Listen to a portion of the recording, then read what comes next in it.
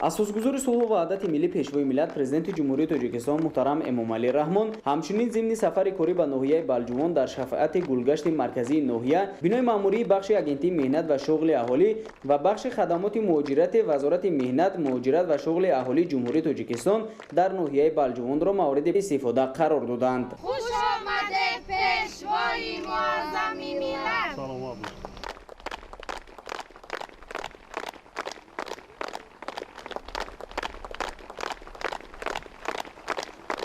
бинои мазкур дар доираи таҷлили ҷашни 30-уми солгарди истиқлолияти давлатӣ бунёд шуда, он аз 2 ошхона ва таххона иборат мебошад.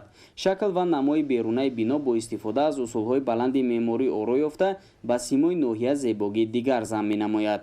бинои бахши агентии меҳнат ва шуғли аҳолӣ дар масоҳати 513 метри мураббаъ доман паҳн карда, дар он ҳамчунин сохторҳои таркибии вазорати меҳнат муҳоҷират ва шуғли аҳолӣ аз ҷумла филиали муассисаи давлатии маркази таълимии калонсолони тоҷикистон ва бахши хадамоти муҳоҷирати ноҳия ҷойгир мебошад. баланд бардоштани иқтидори марказҳои омӯзишӣ дар системаи вазорати меҳнат муҳоҷират ва шуғли аҳолӣ ин шаҳодати он аст ки имрӯз таваҷҷӯҳи ҳукумати ҷумҳурӣ бештар ба омӯзиши занону духтарони хонанишин, мардоне ки соҳиби касб нестанд, зиёда гардида истодааст ва ин ҳам бо мақсади баланд бардоштани сатҳу сифати зиндагонии аҳолӣ нигаронида шудааст.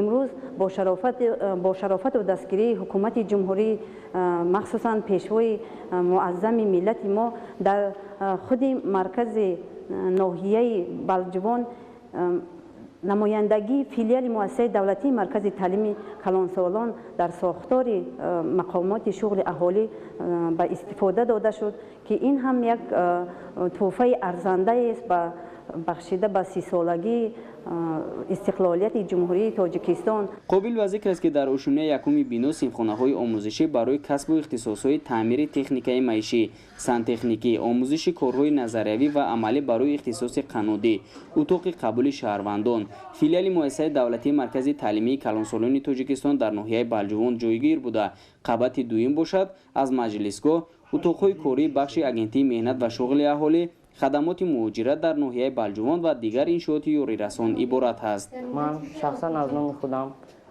миннатдории худро ба пешвои миллат асосгузори сулҳу ваҳдати миллӣ муҳтарам ҷаноби олӣ мерасонам.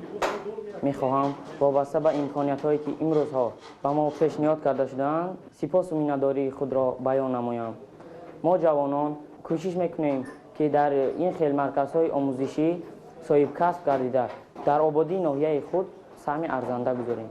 мо ҷавонони саодатманди ноҳияи балҷувон шукргузор аз он ҳастем ки бо дастгириҳои бевоситаи асосгузори сулҳу ваҳдати миллӣ, пешвои муаззами миллат, президенти ҷумҳурии тоҷикистон ҷаноби олӣ муҳтарам эмомалӣ раҳмон барои мо ҷавонон чунин як маркази касбомӯзӣ бо тамоми шароитҳои замонавӣ муҷаҳҳаз сохта ба истифода доданд.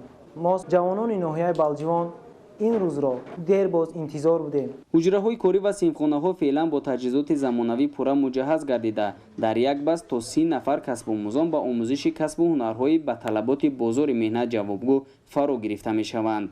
аснои шиносоии пешвои миллат муҳтарам эмомалӣ раҳмон аз сифати корҳои анҷомёфта изҳори қаноатмандӣ намуда, масъулинро барои хизмати софдилонаву содиқона бар нафъи давлату миллат ҳидоят намуданд.